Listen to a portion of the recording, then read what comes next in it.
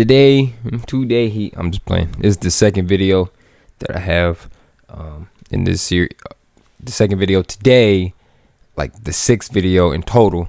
So we we are talking about the supposed to be Super Bowl champions Cincinnati Bengals. So as we know, they lost in the Super Bowl. I'm gonna say this.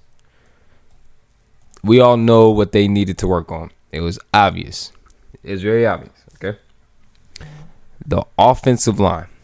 Now, they gave up 9 sacks versus Cincinnati.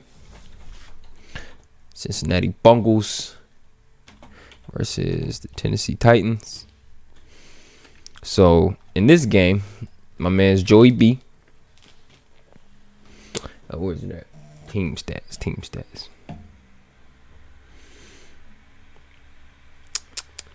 Where is it at? Gave up 9 sacks. The Bengals O-line gave up 9 sacks. Now, that just goes to show how bad Ryan Tannehill was, but Joe Burrow got sacked 9 times. That is unacceptable. Right? So now, if we go to the very next game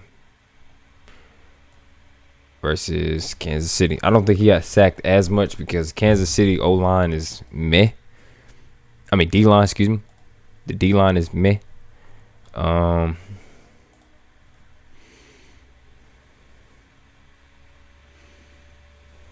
Where's it at? He got sacked 4 times. Oh, no. He only got sacked once. Okay, so they kind of fixed it. But that's because the Chiefs' defense as a whole is not that good. And then the Super Bowl.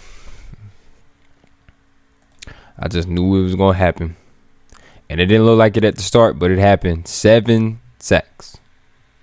So that doesn't include the pressures or the hurries or the knockdowns. And they was just after the second quarter, it got hectic. And then they stopped running the football. They ran the ball 23 times. I'm sorry. No, they ran the ball 20 times. So they actually ran the ball less than the Rams. It had 79 yards. Joe Mixon did not get the ball enough. He only had 15 carries. That's not enough. So the defense of the Bengals played great. I will say that. But the main concern is O-line. O-line play. Alden Tate, the receiving core is fine, so that doesn't surprise me. Uzomah leaving did surprise me. But I believe they brought in Hayden Hurst, so they'll be fine. Revamping the whole O-line. So I'm pretty sure they brought in La'el Collins. Who they bring in? La'el Collins, Alex Kappa, Ted Karras. I'm sorry if I'm butchering that. So they brought all of them in. Ogunjobi, I thought he was going to resign. Jordan Evans, meh. Vernon Hargreaves. I'm pretty sure he costed them 15 yards in the Super Bowl.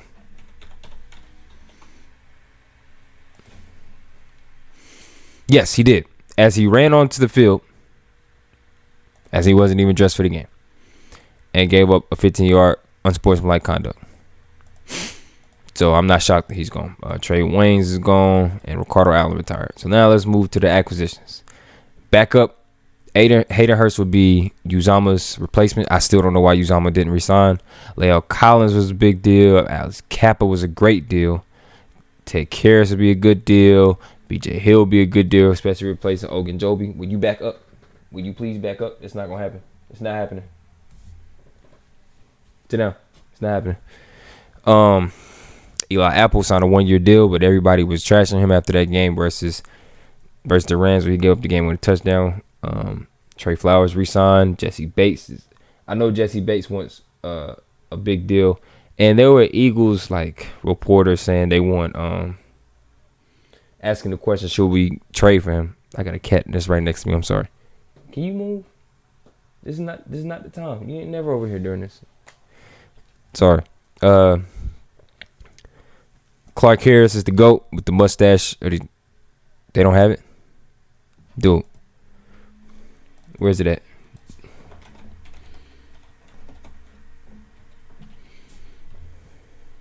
Why they didn't show him? There you go. Epic. So he's coming back. Kevin Hubert's coming back.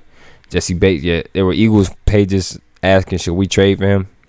And I don't know. I know he doesn't. He wants a long-term deal. But part of the reason why is really like the recent success. Let's pull up the stats. Because he's had what? Pretty good. He had a meh. So he was pretty good up until last year. 3 interceptions per year and then 1 this year. No sacks.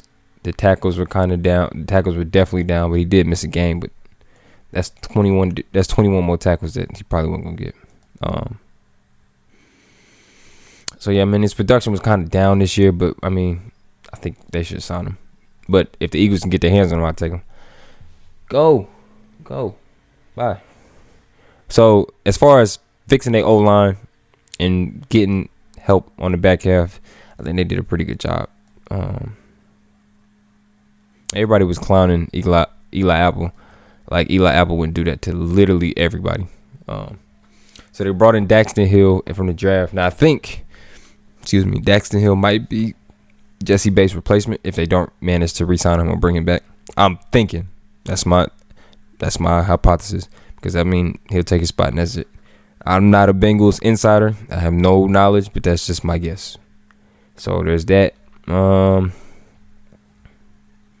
Cornerback, yep, Cam Taylor-Britt. That'll be another. They'll add depth to the back half. Zachary Carter help fill the spot for Ogunjobi. O-line, yep, fill the O-line need. Safety need, yep. Jerry Gunter. And that's all they brought in for the draft. So the Cincinnati Bengals have to repeat success. So this is the toughest division in football. I make a case for the toughest division in football.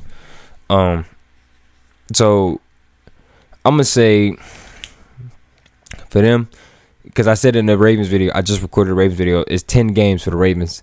For the Bengals, is especially after how they finish the season, it's got to be like 12 to 13 games. Like the floor has to be like 11 games. They should realistically win like 12 to 13 games, especially after how they ended the season, because they go back to Tennessee. They can beat Tennessee. The only real challenges they're gonna face, they're gonna beat Pittsburgh. They probably gonna beat Pittsburgh twice. Only real challenges they face is Dallas, Baltimore. Not gonna count the Cleveland game because we don't know when Deshaun's coming back. They're gonna smack Carolina. Kansas City, that's at home, so they should beat them. Tampa Bay, that's going to be a challenge right there. They go to Tampa Bay. That's a week before my birthday. And on my birthday, they play New England. Buffalo, that'll be a challenge. I wish that game was earlier in the year. But, that's that. And then Baltimore to end the season. So by then, they'll know where they stand. Or they might go into that week trying to figure out what's going on. So I'm saying like 13, 14 games for them. Yeah. And Joey B is that dude. The receiving core is amazing.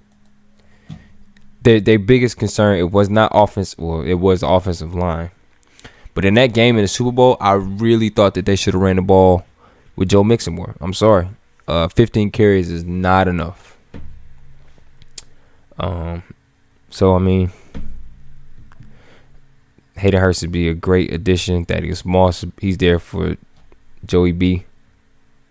So you really have to boost this O-line to find success. Trey Hendrickson is there. He's good. Sam Hubert. Joseph Ossai. I'm sorry. I don't know how to pronounce it. I'm sorry. BJ Hill, DJ Reader. Where did he go? There you go. Logan Wilson is still there. Chidobe Awuzie. Trey Flowers. Mike Hilton is there. So Von Bell is there from the Saints. Travion Henderson. So they can make some noise and go back to the Super Bowl. They fixed their issues from the Super Bowl. As long as they got this guy, they'll be straight. But they fixed their issues that they showed themselves in the Super Bowl. And I think they'll be fine. They'll have some success this year. They got older. They got better. That means it's a big learning curve for them last year. Now that they got Joey B, they gonna be straight. So yeah, that's all I got. They didn't have a lot of flaws.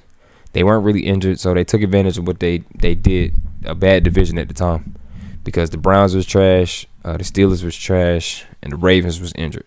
So they took advantage of what they did. They just didn't top it all off. So I think they can do it this year. As long as they got Joe Burrow at quarterback and the O-line, straight, they can make it happen at any point. But, we'll see how that goes. Zach Taylor, you did a good job. So just repeat success so we can get Joey B a ring. But I want to say thank you for watching. I love you.